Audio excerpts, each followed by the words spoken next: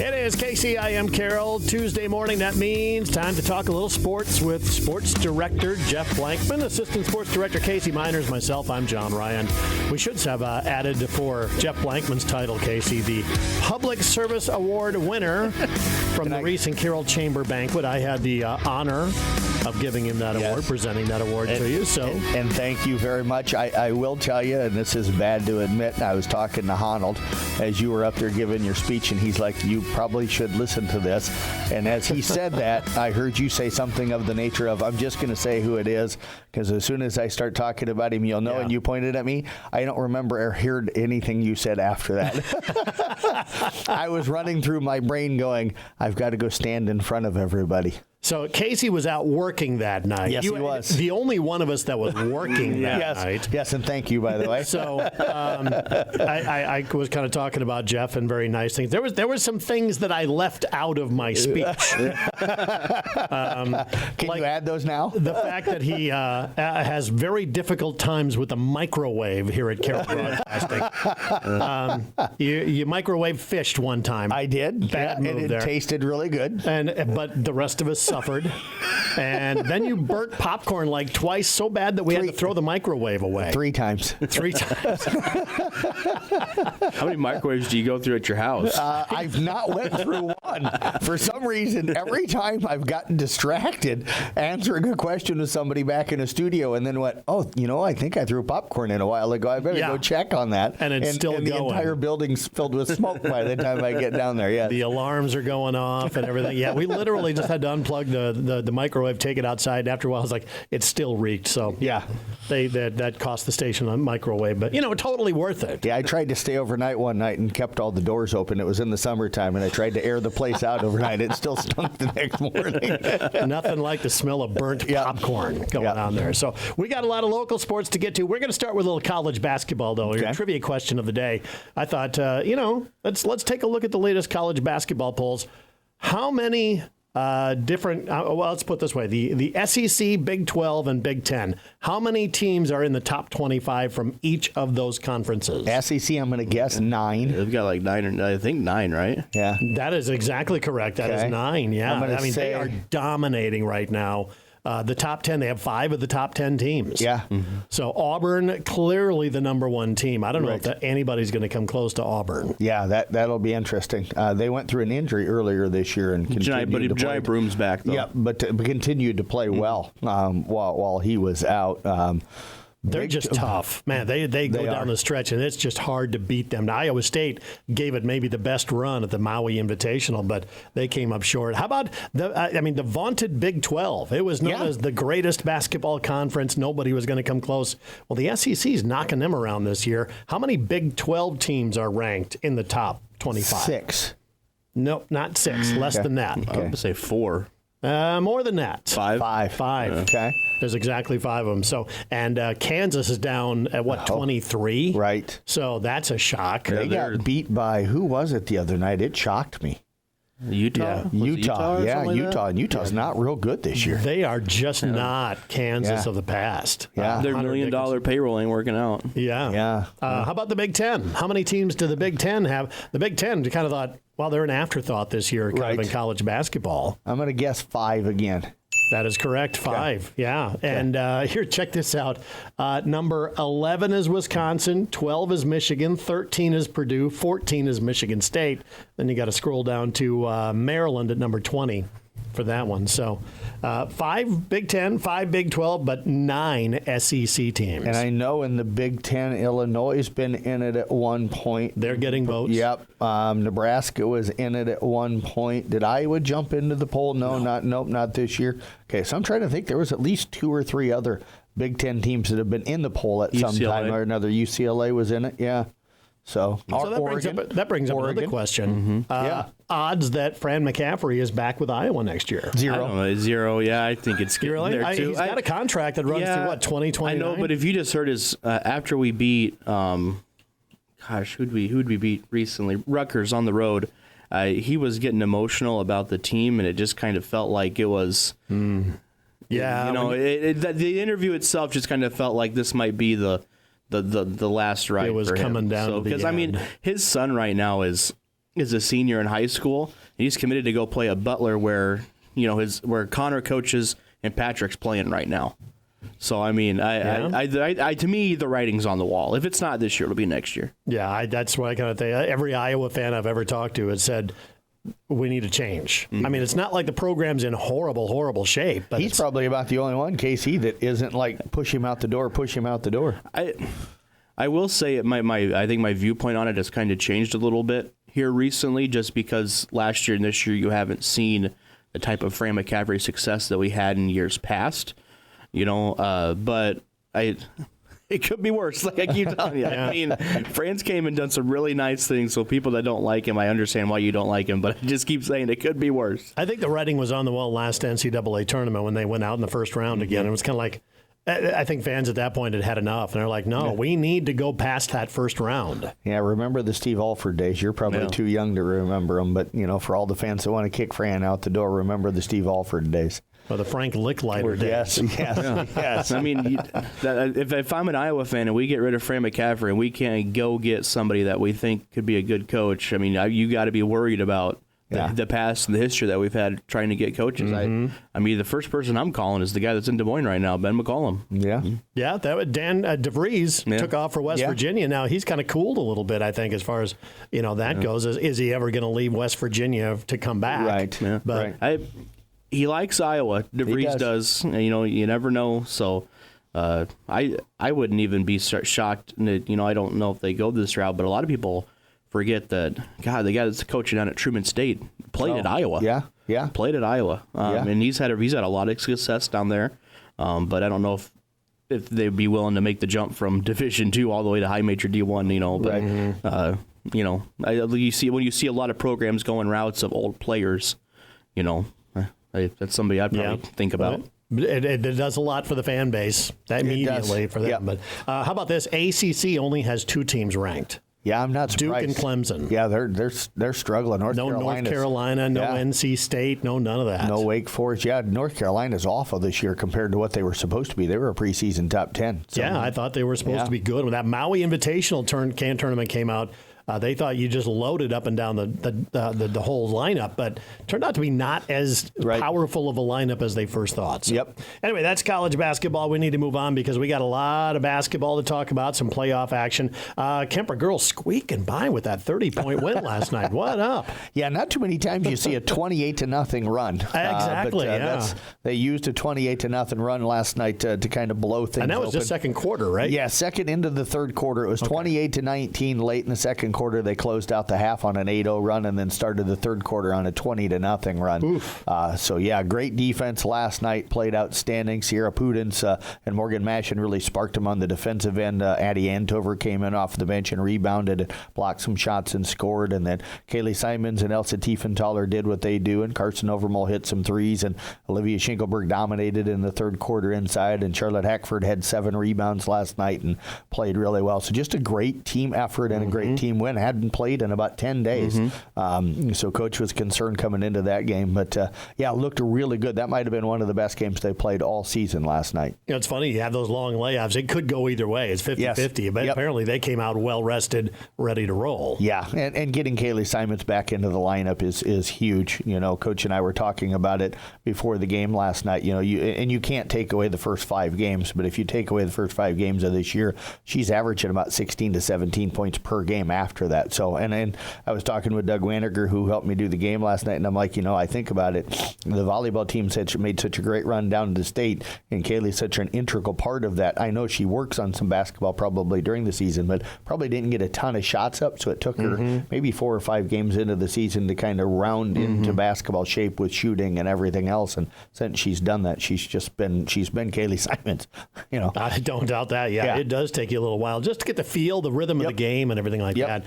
Casey, you've been out covering games. What's been your coverage so far? Well, the SEC girls, I thought, despite having 6 girls on Saturday, played really well against Lawton Bronson. They'll be back in action tonight up at Hinton. Hopefully, Blair Schleichman's good to go. She hurt her ankle and stuff like that, and she's a big piece to that offense and in that team. So hopefully she's going to be able to go tonight. I'm excited to get down to watch the Exira girls play tonight. I haven't had the chance to watch them yet. they're playing really well right now. We've got tons and tons of postseason basketball coming up this week.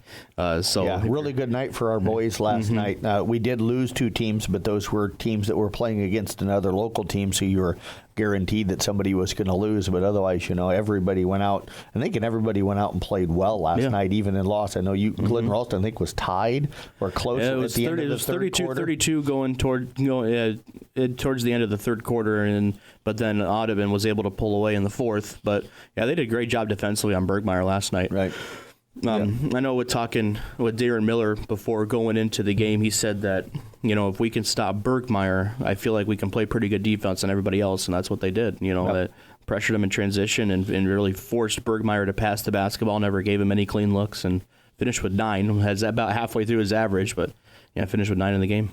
So tonight, team coming in with some very high expectations. Coon Rapids Baird begins our tournament run against Glidden Ralston, against your rival. Yeah, another local matchup here tonight. So one team will move on.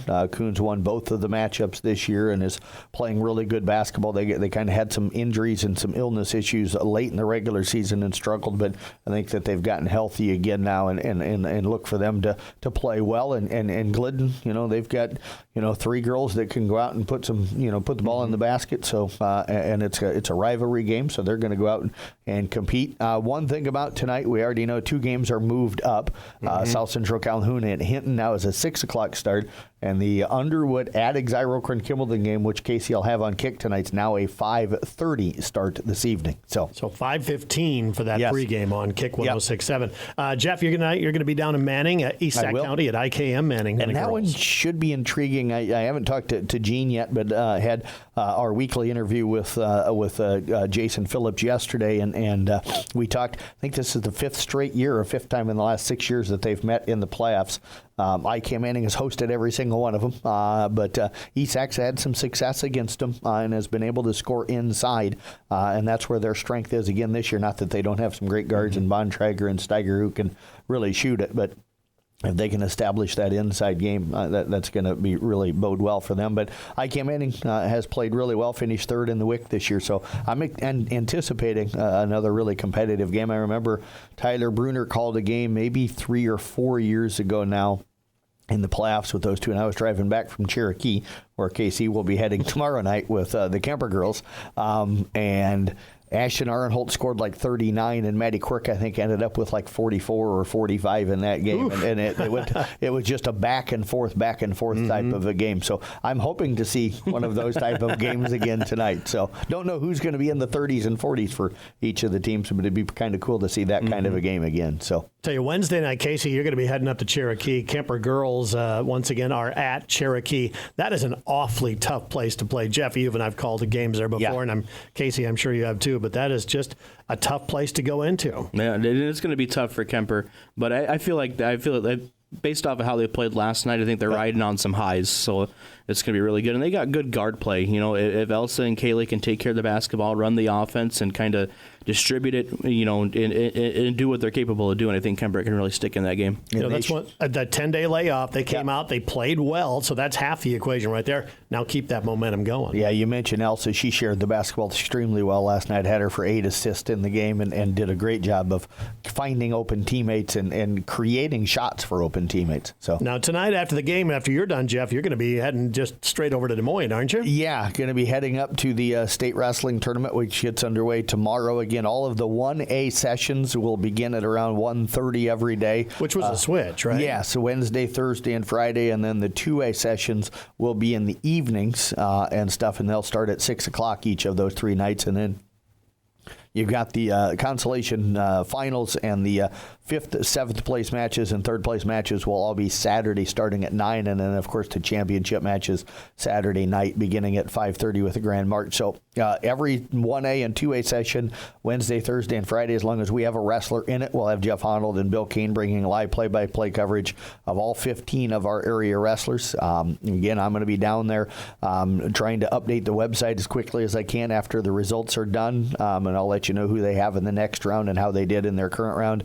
And then I'll try to get a video interview with every wrestler and get that uploaded, and that'll all be on the same page. So you can scroll through, you can find a picture of the kid, a video interview with the kid and their results after each one of their matches. So it's a 4-day tournament this year. So if you want to make the podium, if you want to make the Saturday, you could be wrestling 4 straight days. Yeah, absolutely. That's so different than what the basketball tournament feels like. And just a 4-day wrestling tournament just seems like a marathon. It does. And I think what they've done with adding the extra day, as we talked the other day, I think what they've done in a way is that now I don't think you have to wrestle more than 2, maybe 3 times at the most in a day. But there was a day that they used to call the blood day or whatever, and that was a day where you could maybe, I think, wrestle up to 4 times that day or whatever in that session or something. But what they've done with being able to stretch it out an extra day is also limit the amount of times that each of the wrestlers have to wrestle each day, which is probably better on the kids. So. You know, you said it before that they've expanded the roster this year, the lineup for the state wrestling tournament. So, again, you got it 15. That's what you predicted. Yeah. We thought it would be somewhere around 15 to 20, and we got 15 kids in. So, congratulations. Kemper went up and sent 4. I'm just going to run through, and I've got them kind of in order here a little bit. For the Carroll Tigers, they ended up sending Michael Rowetter, also Owen Clucky, and Quentin Polking. Both Clucky and Polking were champions. For Kemper, Caleb Hoffman and Owen Neppel both went in as runner-ups. Kobe Pierce went in as a champion, and Reed Steiger went in as a runner-up.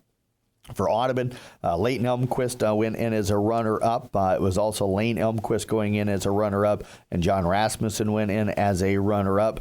For South Central Calhoun, they had Carson Webker go in as a runner-up. His only loss was to the number 1 ranked kid in the state in his weight class. Cooper Natras also went in as a runner-up, and Jace Peterson went in as a runner-up. For Coon Rapids Bayard, they added a couple of wrestlers as well. Ethan Bauer went in, and Bauer went in as a runner-up, and also going in for them was a Trainer Coase, and Trainer went in as a champion. So pretty strong day. East Sac County did not get anybody in this year. Their district was loaded, and some of their top guys' fields were extremely tough, so they didn't get anybody qualified this year. So who all is looking to do some damage at the state tournament? I mean, give us a round out a scouting report. We've got quite a few kids, I think, that can podium. Carson Webker, the freshman for FCC, the only one that got a first-round bye. But, we've got guys that have been down there. Owen Clucky's not been down there for at least 2 straight years. Same with Quentin Polking. This is his 2nd year qualifying. So, I mean, we've got guys that have had experience being down there. And it's either their senior year or their junior year. So, I mean, the experience itself, I think, will help them out a little bit. So, I think we've got quite a few guys that I think they can podium while they're down there. Yeah, absolutely. So. All right, coverage begins tomorrow. What time about the first session? 1 o'clock, I think it is. 1 o'clock or 1:30, maybe 1:30. But Jeff and Bill will probably go on prior to that, of course. So, but again, all of the coverage will be audio-only coverage on the CB Sports Network YouTube channel. You can find that on the sports website at sports.1380kcim.com. You can also find it available as well on the YouTube channel. So go to YouTube and search CB Sports Network. Yeah, again, expanded coverage as we have done the last few years. It sure beats breaking into coverage on the air and all this stuff. So we decided just to bring everything to you live online at youtube.com. Search CB Sports Network. You're going to find it right there. Yeah, and it's good to make Honnold have to work all day. Yeah, we're all in favor of that, to keep that guy off the streets. Yes. You just don't want to leave him with too much spare time on his hands. If he does, we'd have to go bail him out. Got more KCIM Sports Rewind coming up next. As the athletes at your house prepare for hard work and fun of the season, remember that St. Anthony Rehab Services provides physical therapy for any sports injury that may sideline your member of the team. Sports injuries can plague kids of all ages and keep them from playing the sport they love. Athletes will be under the direct supervision of a certified and licensed healthcare professional in the newly renovated sports performance facility. If an injury is keeping your athlete out of the game, call St. Anthony Rehabilitation Services at 794-5000 for sports injury and treatment rehab. It's KCIM Sports Rewind with Sports Director Jeff Blankman, Assistant Sports Director Casey Miners. I'm John Ryan. Of course, we got other things going on besides basketball, wrestling. There's other postseason sports going on. We got bowling, state qualifying going on today for the Carroll and Kemper boys.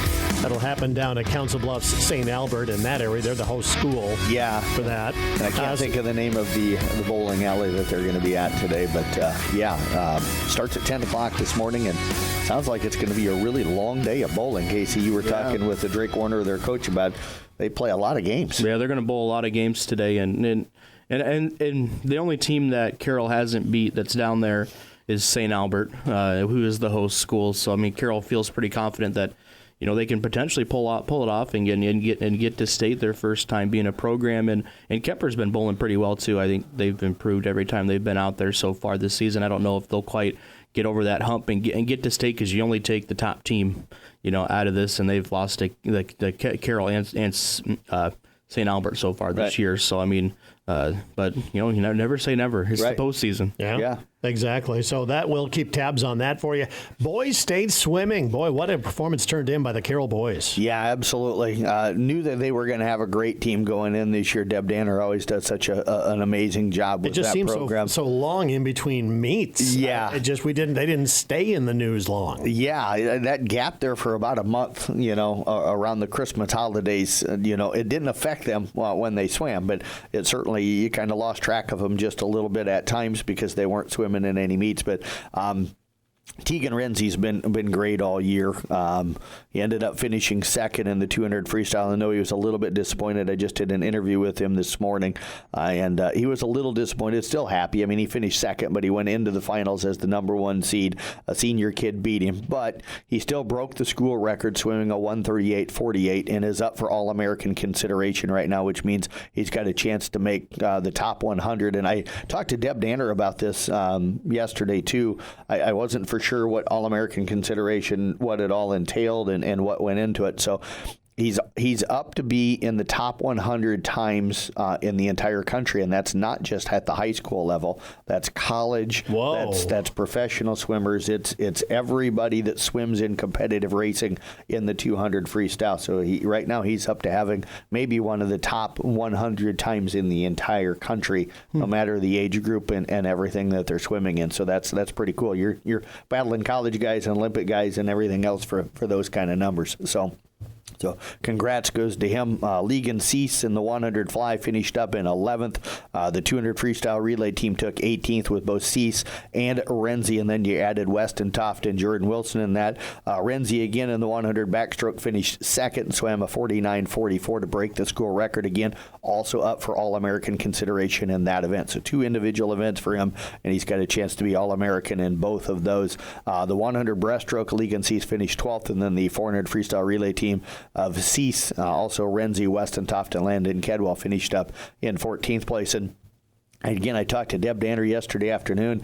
I could tell that I think she was really disappointed that this season was over. I think she has such a great time with this group of kids that, usually I think after coaching girls all the way through and boys all the way through, Deb's ready to have a break. I don't think she was wanting this one to end. Yeah. Well, she had a break over Christmas. She did. A whole month. Well, of course, the team didn't have a month off. They just went a month in between meets. Yeah. So that was what a finish for them. I mean, just terrific results for them.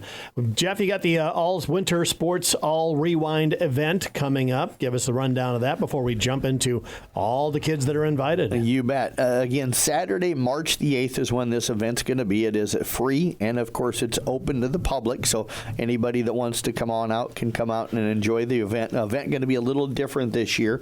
It started with our fall one. The rules used to be under the Iowa Association and the Girls Union and with the NCAA that only seniors could participate in the All-Star game, but we could do other events to let the other kids that were invited participate. Now those restrictions have been lifted. So we can have all of the kids invited participate. So we're going to do a girls basketball All-Star game. And that's going to be 15 minutes of continuous clock. That'll start the event at around noon. And we're planning on we're going to do a first team, a second team, a third team, and then an honorable mention. And there's going to be 6 kids on each of those. So we're going to have first team against second team, but then we're going to split up kind of third team and honorable mention with them and stuff. So we're going to try to get, depending on how many kids, are able to play. We've got state AAU girls wrestling, state AAU volleyball that same day. So we're going to be missing some kids due to that. But we'll split those teams up as balanced as what we can. After the girls' all-star game, we're going to have the wrestlers, both boys and girls, and our boys swimmer of the year compete in a dodgeball tournament. We'll play 2 games of that, and then we'll do a boys basketball all-star game. Again, the top 24 kids from the area play 15 minutes of continuous clock. And then we'll do our 3-point shooting contest. 45 seconds on the clock. They'll get a shoot from 3 different locations, 1 in the corner, 1 top of the key, and 1 on the wing. And we'll have they'll get 5 balls on each rack. First ball is going to be worth 1 point. The last ball will be worth 5 points. We'll have girls on one end, boys on the other. The winners of that will then have a shoot-off. So we'll have the girls champion against the boys champion. Wrestlers and our boys swimmer of the year can compete in that. And we've had a wrestler win this in the past. So that will be really competitive. And then we're changing things up as well on the award ceremony. In the past, on the Tuesday ahead of the event, we've always kind of ran through them here on Rewind, but we've decided now that we want to kind of change things up. We're going to announce our first team, second team, third team, and honorable mentions, plus our player of the year in basketball, our wrestler of the year and wrestler, and our swimmer of the year will all be announced at the event. So kids are going to know now that they're on a team. They just won't know what team they're on until the event that day. And we'll do an award ceremony. It'll be quick. I'll put live reads together and information about each kid. That's going to be posted directly to the website after the event. We won't read it while they're there, so it'll just be the announcement of here's our honorable mention and the 6 kids that made it or whatever it is. So, all right, so let's get to it. Let's talk about the kids and the coaches that have been invited to the All Rewind event. That is happening once again on Saturday, March the 8th. We're going to begin with girls wrestling, and we kind of broke it down by school. We're just going to be announcing the names, not going to be talking about each individual athlete here. So I'll start, and that begins with the Audubon girls wrestling team. Congratulations to Macy Rasmussen, Elena Harbour, and Jordan Mulford.